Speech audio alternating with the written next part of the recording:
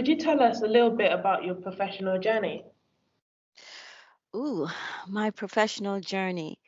Um, my professional journey has a couple of prongs in it. So this is not my first career. So I am currently um, the solicitor for the political and credit risk team at Chaucer, an insurance company. But before I became a lawyer, I was also a research scientist. So hence the two prongs to my career. Um, so I started out as a research scientist. Actually, I've had three prongs. I was actually a teacher first. So when I left university, I taught chemistry and biology because I have a bachelor's degree in chemistry. I taught chemistry and biology in an all boys high school, which was really interesting. Um, and after that, I went into industry and became a research scientist. So I worked in a chemical plant, um, sort of doing research on the products that they made. But in the back of my mind, I've always wanted to be a lawyer. So when I was younger, um, I grew up with my gran, and she used to say to me, "You always have an argument for everything. You should just be a lawyer." Because you just always have to like you don't just take this answer that I give you. You ask why, and you need to know why, and then you question this. Why do we have to do this way? So in the back of my mind, I've always wanted to be a lawyer. um, so working as a research scientist, I was given the opportunity to work in the environmental field. And then I thought, well, I'll go to law school and become an environmental lawyer. Well, I entered law school, and this was in America. So I got my first law degree in America, and I entered law school not knowing that there were so many fields within law itself. By the time I left law school, being an environmental lawyer was the furthest from my mind. Um, so I actually started out in insurance, um, doing depositions because law is a little bit different in America. So when you end up as a lawyer, you can actually argue cases in court, etc. So you don't have to do that separate branch of being a barrister, right? So one of my first jobs, I used to do depositions. So this is where you've got a trial that's coming up, and you go and you speak to the witnesses. So they're under oath, and you ask them a series of questions to get information to find out how much they know about the case, the upcoming case, and if it's your your client or one of your witnesses, you kind of use that as a way of explaining to them the types of questions that they will be asked when they go on the stand. Anyway, so let me fast forward. So then I decided after years of working as a lawyer that I wanted to move back to the UK because I was actually born here. So moved back to the UK, but I had to do my law degree over again because they don't accept a law degree from America. So I had to sit all these different seats and then start afresh. So the fact that I had been working as a lawyer for about 7 years in America meant nothing. So, yeah, exactly. Wow. So that meant that I had to sit the bar, do all those seats. And when I applied for roles, it was 0 years PQE, even though I'd been working all that time as a lawyer. Exactly. Um, so that was a bit of a shock. But yeah, so I, for some odd reason, ended up working in financial services. That's where my first job was. And I just sort of stayed in that vein because, again, here in the UK, once you work in one area of law, the belief seems to be that your brain isn't capable of jumping from financial services to pharmaceuticals. So you're kind of pigeonholed into working in that area of law. But so far, it's been good. Um, it's very informative. And what I really, really like about what I'm doing now, working with the political and credit risk team, it means that you have to know so much about so many different countries within the world because we write insurance for risks in all different countries of the world. So I like where I've landed so far in my journey. And the team that I work with, I think they're an exceptional team because, we do little things like to break the monotony of the day. Um, all of a sudden someone will start out with, oh, we're going to have like a pop quiz or a pub quiz. And they'll ask you some ridiculous question like, what's the currency that's used in Uganda? And you can't Google it. Your head. Exactly. And I think part of that too is because within the team, people have worked on and provided insurance for so many different countries that they know what the answer is. So yeah, I remember one question that popped up was name all the countries with stan in its name. Oh wow, there's a lot. Exactly. So that's sort of like my journey. So my journey started out um, here, born here, started school here, but then I went to prep school, which I think is called like primary school here, prep school and high school in Jamaica. And then I went to university in America where I did my chemistry degree.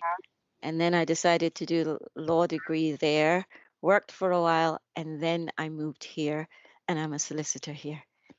Nice, that's a very nice journey. Thank you. Yep. So how would you describe like the daily activities and the daily tasks of your role? Ah, yeah. First, I can say no 2 days are ever alike. So it's definitely not a role that you can sit down the day before and in your diary say, well, I'm going to go in and do this, or this. To a certain degree, you can, but you can't have a very exhaustive list because you never know what's going to pop up that you need to put your attention towards. So you can have one or two things that you say, I'd like to do this. But you have to be flexible, and flexibility is really important. So, on a daily basis, we always start the day out with, and this is since COVID, and we're all sort of working remotely, we start the day out with a video conference call. So, we all get to see each other, um, and that's our group meeting. And sometimes within that group meeting, you hear about what happened in other people's day the day before, what might have overflowed into today. You look at the emails that arrived overnight. And because we do business with so many different countries, emails are constantly flowing even when we're asleep. So you check your emails, and for me, there might be wordings or a non disclosure agreement or some document that I need to review, make comments on, and get back to the underwriters in my team, and sometimes discuss my findings in the documents, find out from them whether or not this is something that they're really interested in, or if it's something that they're going to basically turn down. So it's just getting together with the group, finding out if there's anything hot that I need to work on today. If not, I know that there's something that I started working on yesterday, and these documents are 30 something pages long, sometimes much longer. So it can take, on an average, an hour for 10 pages, sort of thing, because it's not like, you sit down to read a novel. Mm. You're reading this, you're looking at how it was drafted, you're thinking about, well, did they really say that correctly? Or did they choose to put in certain words that would make it more favorable to them and less favorable to us? So you kind of have to pay close attention to how things are worded. Um, so I will spend part of my day reviewing a document, but I also have to keep track of emails that are coming in because something might come in where they say, hey, can you just quickly look at this for us and review this? Um, and at some point or another, the day ends and that's it. So it's draining in the sense that you spend so much time being focused on words, looking on words. I mean, words and paper, my life. Um, but for me, I like that. I find that very fulfilling. Nice. Okay. Have you ever experienced any barriers professionally as a woman of color? Um, I'm gonna say yes. It would be difficult, and I wouldn't be truthful if I said no. But why I sort of hesitated is because I was raised on an island where the population is predominantly Black, right? Or people of color. So Jamaica is an island whose motto is out of many, one people, because when you go to Jamaica or you see a Jamaican could be any shade from white, being truly white, to, I don't know, anything in between, because we've got Asians, we've got Chinese, we've got Syrians, Lebanese, plain old white, and then all the people from the African descent, because we had enslaved people on the island working. So, yes, I have. But what sort of strengthened me and empowered me was being raised in an environment where I wasn't seen as other and I wasn't sort of oppressed or discriminated against because of the color of my skin. Now, that's not to say that I didn't experience other forms of discrimination, because, of course, when you live on an island that was colonized, you then have class discrimination, right? So, where do you live? How much money does your family have? So you have to put up with that sort of discrimination. Um, but it didn't really stop me or prevent me from making strides, doing well in school, because I didn't have to put up with that additional sort of pressure of having to struggle with proving that I am worthy, even though I'm a woman of color. So that made my life easier in a certain respect. It fortified me and it empowered me so that when I moved to, all right, let's just skip America and come here. When I moved back here, um, yeah, people would throw shade, right? Say little comments that you're kind of, I give them the side eye and I'd smile just like this, because for me, it's like, oh, so you think I'm stupid. You think that just went over my head. But for me, being someone who is empowered, I would find my way of letting them know that I'm fully aware of what they were trying. However, you're just showing your ignorance. And so for me, it hasn't been, it's been challenging, yes, but it hasn't been challenging to the point where it would deter me from doing what I want to do. Thank you. And our next question is, in your opinion, how do you think companies can increase their ethnic and gender diversity on their board, and why you think it's important that they do? Um, I smile at that because prior to this call, I was speaking with a group of people. I'm on the diversity and inclusion group at Chaucer, and we are about to have a panel discussion. Whew, are you ready for this? About white fragility. Oh, okay. Yes. And we're going to be speaking about white privilege. And we're going to be speaking about a number of topics that will make a lot of people uncomfortable, right?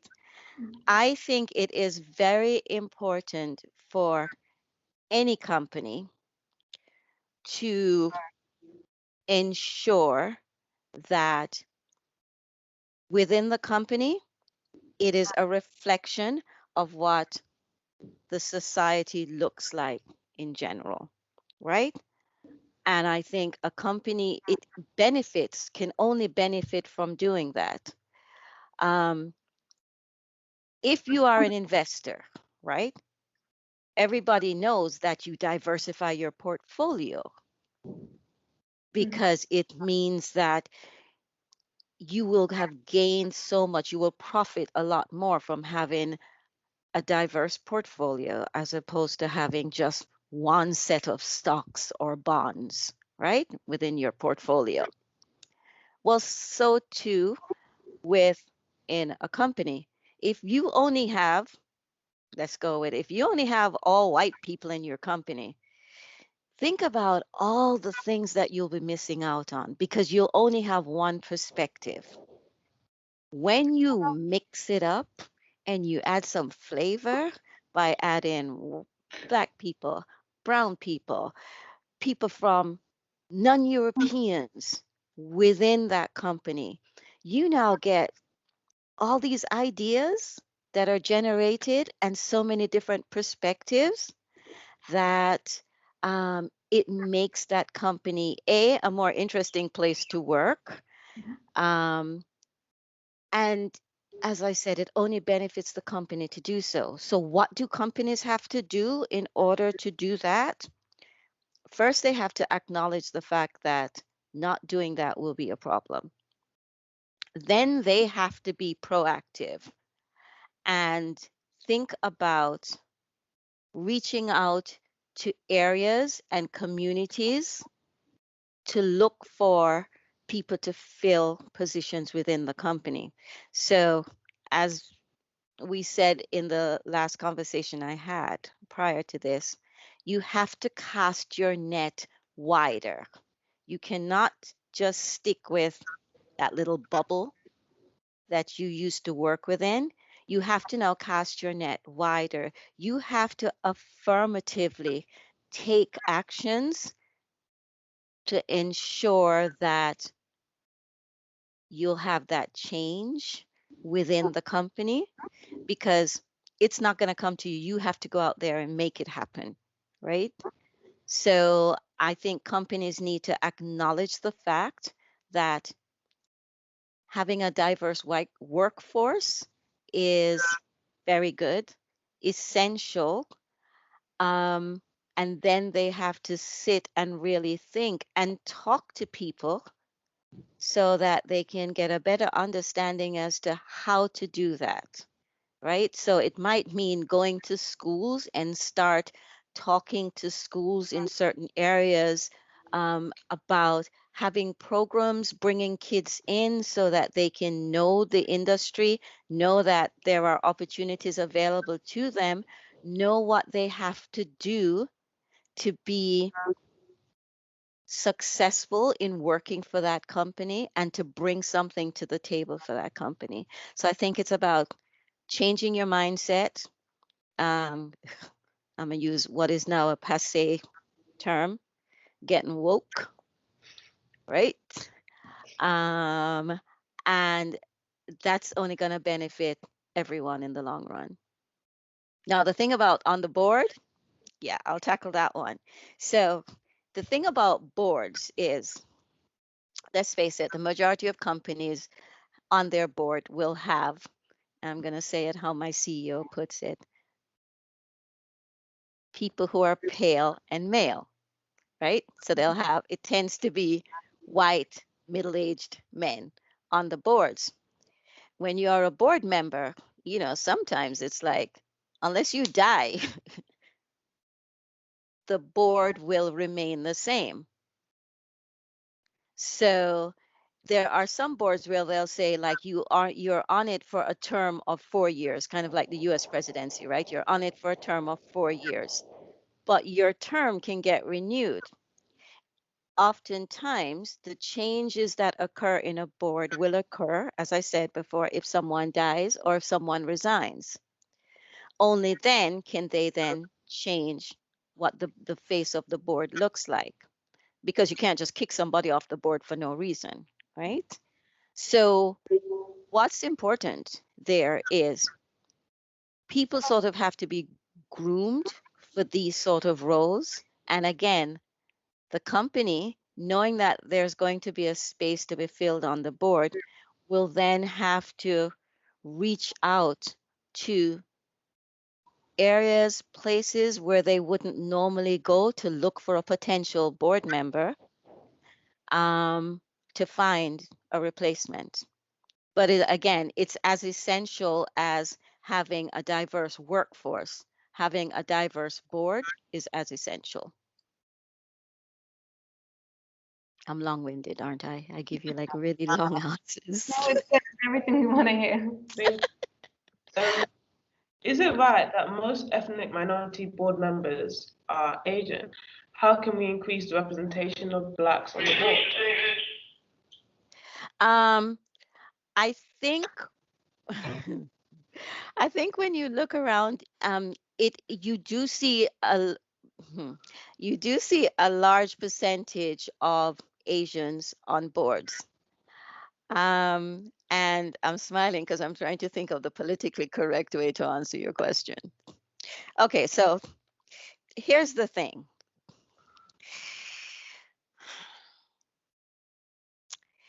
There are opportunities that are made available to Asians that will be made available to Asians before they're made available to blacks. Because in a sense, it's like the ruling class, let's say the white people who are the ruling people, right? They're the ones that are the head of everything. Um, they get to pick who they let into the club, who gets to play with them, right? Who gets to have membership. And, they'll kind of go with an Asian before they go with someone who's like really black, like black, 100% black. Um, because they're a little bit more comfortable. They're not 100% comfortable, but they're a little bit more comfortable. And also, it has to do with preconceived ideas about people of color. And if you break it down and drill a little bit deeper, not just people of color, but Black people. There are preconceived ideas about Black people. We're not as smart, our brains are not the right size, right? Also, we just don't understand these things because we've never experienced them. So, how could we be expected to be on a board or that sort of thing? Because let's face it, a lot of us have been held back by various methods. It's not that we're not capable, it's just that opportunities are not made readily available or as readily available to us. Um, so yeah, and I think what will need to happen for us to see more Black people on boards or in positions of management position, etc., is it's about allyship. So we don't even, as Black people, sometimes we don't even know about these roles because, again, we kind of live over there away from all of this. We're not even aware that these things are available. So it means companies reaching out to communities, schools that are in predominantly Asian, Black, whatever areas. And it's almost like developing an apprenticeship type of program where you can bring the kids into the company so they can see it. Um, there's there's a saying that says you can't be it if you can't see it. So a Black child has no idea that there's a thing called a board and that Black people can be on a board, right? And if you can't see it, you can't imagine it. You can't then say, this is what I'd like to do, or this is what I'd like to be, because you've never seen one of your own in that space. So it's about, again, people who are in the position to make a difference, working with those groups that are not in a position to make those changes, but working with those groups to educate them and do all they can to assist them and boost them so that they can in fact be ready for these roles when they become available. Mm. Also, in your opinion, is there a sense that ethnic diversity and gender diversity are competing against each other? I don't think they're competing against each other. I think that in some instances, gender diversity is a lower hanging fruit, right? In that when people look at data, right? If you say gender diversity, so people say, well, you don't have enough women. So what does that mean? Fine, we'll go hire white women. Mm-hmm. Ah, we filled the role with a woman. What are you complaining about? So it's like, okay, right. So you're a trickster, right? You think I'm stupid.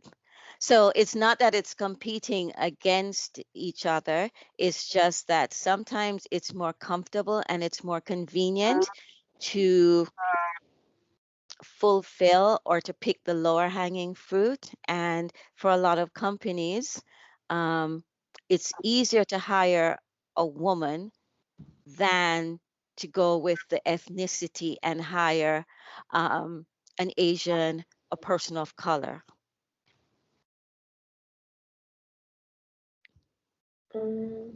What lessons can public sector organizations like schools learn from business in terms of improving ethnic diversity amongst the senior leaders?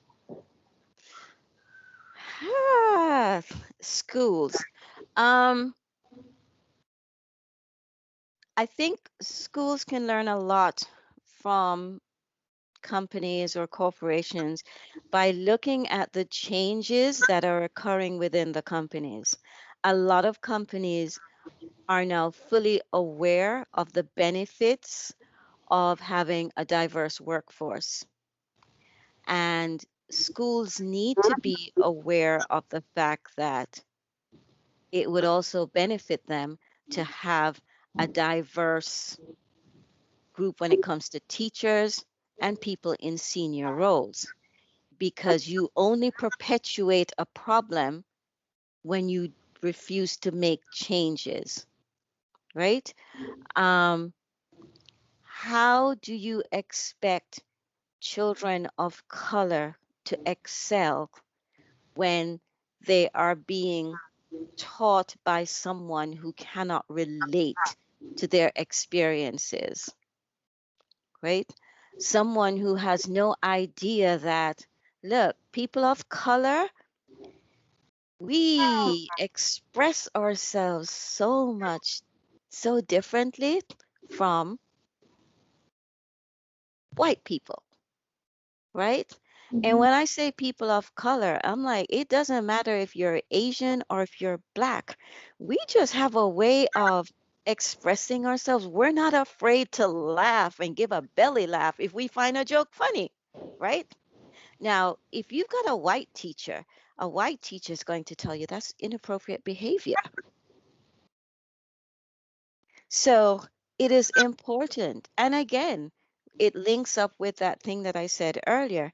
If you can't see it, you can't be it. So then you've got children of color thinking that only white people can be teachers.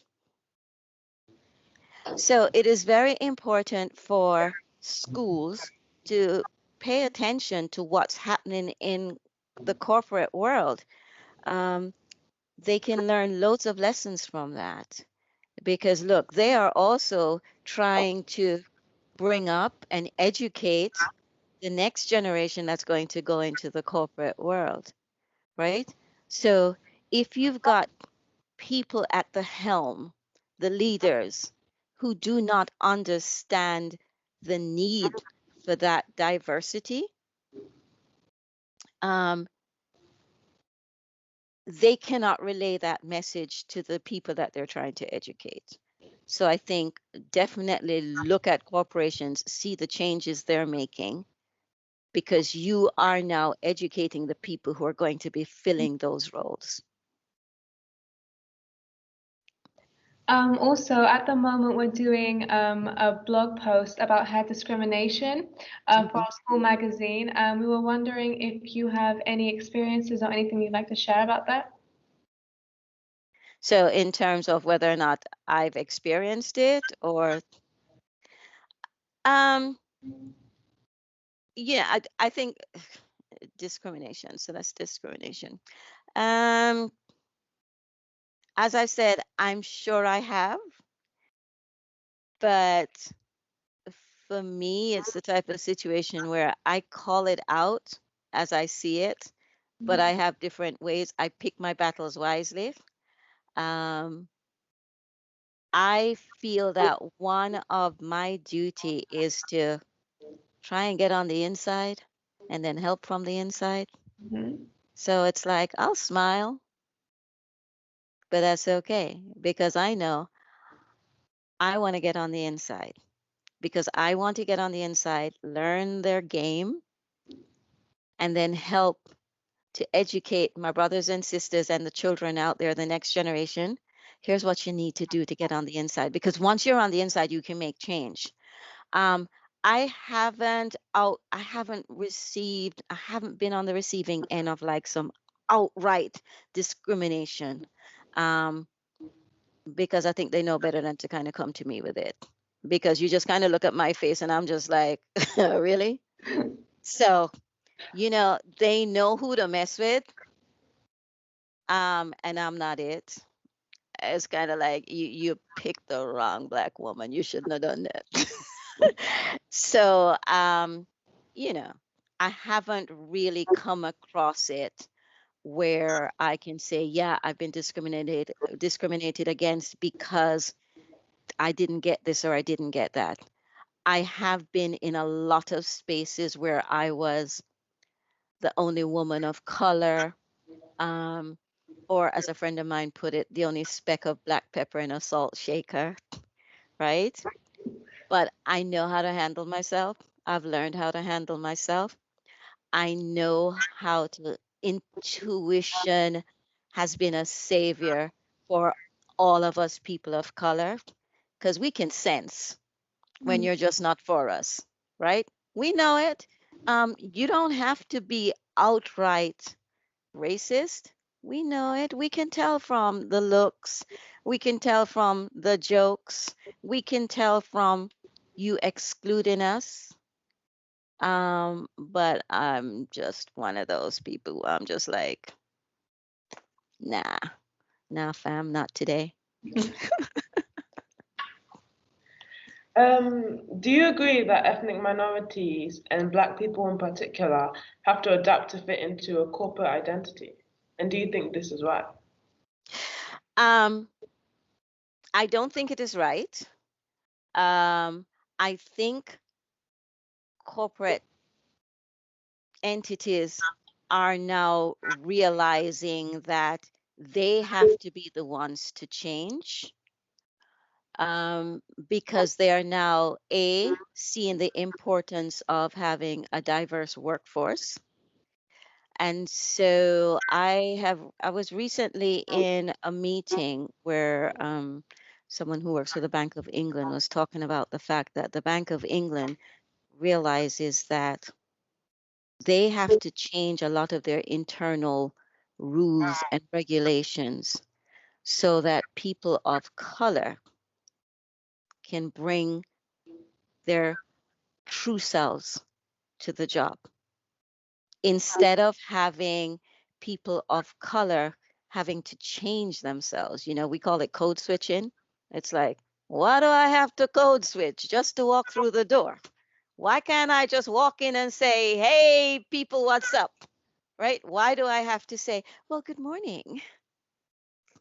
You know, if it's particularly sunny outside and I'm feeling really chirpy, why are you gonna look at me like I've come from some strange planet because I walk in saying, "Hey, what's up? How y'all doing this morning?" Right? You look at me like, so I think it was a thing in the past, and it still exists in a number of corporations, right? Number of companies where people expect you to come in and be white, right? Act white, everything white, because we all know, right? White is right. Um, that's not the case, really. And companies are learning that. And so in the past, yes, we had to be the ones to make the changes. We had to be the ones to adapt. We had to be the ones who, it's like, oh, I can't wear my natural hair because, people are going to say this, or, right, look at me a certain way, tell me I need to go comb my hair, when it's like, look, yeah, guess what? When he shrinkage, damn, right? Um, so I think it's changing. It's slowly changing. I am hoping that people of color, Black people, brown people, everything in between, will keep the pressure on. Um, I think one of the things that has sort of gotten this going again, because it's always been there, but there are times when you get so tired of just trying to get people to listen to you and to institute certain changes that sometimes you get tired and you kind of stop. So sometimes Black people get tired of always being the one bringing up race issues, right? So you just kind of stop. um, but I think with the death, the murder, the killing of George Floyd in the United States, that has reignited the fire, not just in America, but across the world, right? And there are those people who would say, um, why are we in Great Britain or in England jumping on this bandwagon? It's not a bandwagon. It's something that's always been there. The undertones have always been there. Um, it's just that within history, there are times when things get ripe, certain things, and it's time now. Now, what I would like for us, people of color, to do is not drop the baton, right? Keep going, keep that message going, keep be in their faces, right? So that they never forget that we're here, and things have got to change. Just be inclusive. We're not asking for handouts. What we're asking for is to be treated equitably and fairly, right? Because we are phenomenal, right? We were kings and queens and princesses. We had estates, we had schools before they had schools and universities in Europe, right? Um, and so don't treat us as though we only started to live, or our lives and our history began when you went to our countries and took us away in captivity, right? And enslaved us. So I think when you are the first, sometimes it goes back to that thing where I said earlier about playing the game. You know how to play the game, you learn how to play the game so you can become an insider. Because only when you're an insider and you know how things operate can you then change, make changes, be a change maker. And it's about being a change maker so that you can have a different platform so that those coming after you can have an easier path. But that's why it's so important also to educate people so that they know the history and they don't take things for granted. Yes, I'm British. I was born here. But fact of the matter is I'm black. I'm proud to be black, and nothing that you or anybody else can do will make me hate myself because I'm black. I'm never ever gonna do that. Thank you so much. That's really You're quite welcome. informative, for our students. It's something that we're trying to do, have more of these conversations, and they're difficult conversations. They are. For people like me, for white people, for white senior leaders, for white teachers, but I think they're really, really powerful for the youngsters that we serve. So yeah, thanks so much for sharing that with us. Thanks. Wonderful. Thank you. Thank you, ladies.